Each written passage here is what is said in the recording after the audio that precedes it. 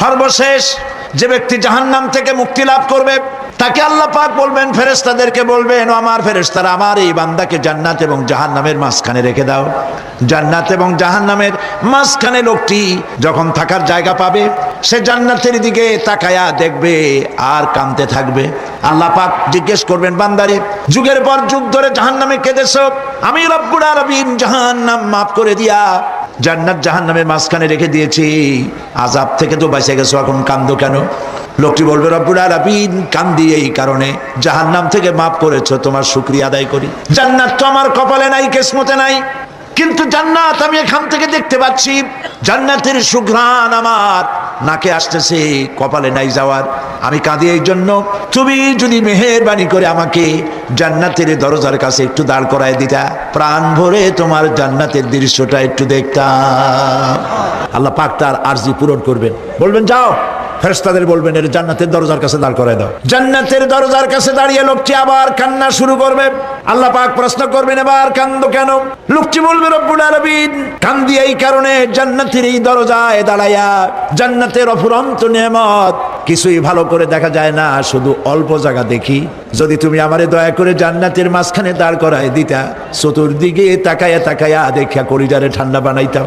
তবে আমি ওয়াদা করি, জান্নাতের কোনো নাজ নেয়ামত, কোনো ফল আমি খাবো না, ধরবো না, সইব না। একটুখানি মেহেরবানি করে মাঝখানে দাঁড় করাইয়া দাও, জান্নারে ঠান্ডা করি। আল্লাহ রব্বুল আলামিন ফেরেশতাদের বলবেন, আমার এই বান্দারে জান্নাতের মাঝখানে দাঁড় করাইয়া দে। আল্লাহর নবী বলেন, জান্নাতের মাঝখানে দাঁড়িয়ে লোকটি আগের চাইতে আরো জোরে চিৎকার মেরে কাঁদতে থাকবে। আল্লাহ পাক বলবেন, বান্দারে কি হলো তোর? দরজার কাছে আসতে চাইছিলে, আইনা দিলাম। আবার এবার মাঝখানে আসতে চাইছো, তাও এনে দিয়েছি, আবার কান্দো কেন? লোকটি বলবে, রব্বুল আলামিন এবার কান্দি এই জন্যে, তুমি যখন দয়া করে একটিবার জান্নাতের মাঝখানে এনে আমাকে দাঁড় করায় দিয়েছো, তুমি রহমান রহিম গফুরুর রহিম, এই জান্নাত থেকে আবার আর বাইর করে দিও না। আল্লাহ রব্বুল আলামিন বলবেন, ও আমার বান্দারে, আমার এই জান্নাত তোর খুব পছন্দ হয়েছে নাকি? লোকটি বলবে, রব্বুল আলামিন কলিজা ঠান্ডা হয়ে গেছে, ভাবতেও পারি নাই জান্নাত এত সুন্দর। আল্লাহ পাক বলবেন, বান্দারে, এরকম একটি নয়, দুইটা নয়, তোর জন্য আমি 10টা জান্নাতে এরকম রিজার্ভ করে রাখছি। জান্নাতীদেরকে রিসিপশন দেওয়া হবে।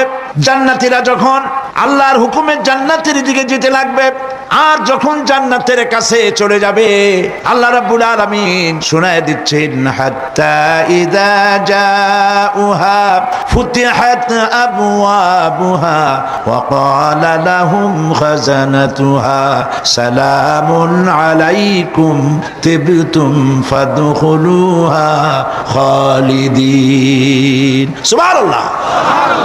জান্নাতীরা যখন জান্নাতে প্রবেশ করার দরজার মুখোমুখি হবে, দ্বার রক্ষীগণ তখন বলবে, সালামুন আলাইকুম, আল্লাহ শান্তি তোমাদের উপরে বর্ষিত হোক। দুনিয়ার টাটকা টাটকা সুখগুলি 2 পা দিয়ে ঠেলে দিয়েছো, টাটকা সুখগুলি গ্রহণ করো নাই, হারাম খাও নাই, আল্লাহর দ্বীন কায়েমের জন্য রক্ত দিয়েছো, জীবন দিয়েছো, কষ্ট করেছো, আল্লাহকে ভয় করেছো, আমাদের সালাম গ্রহণ করো, জান্নাতের মধ্যে ঢুকে যাও চিরকালের জন্য। সুবহানাল্লাহ। আর বাইরে হওয়া লাগবে না, চিরকাল এই জান্নাতের মধ্যে তোমরা বসবাস করতে পারবে। আল্লাহ রাব্বুল আলামিনের ফেরেশতারা বলে দিবে।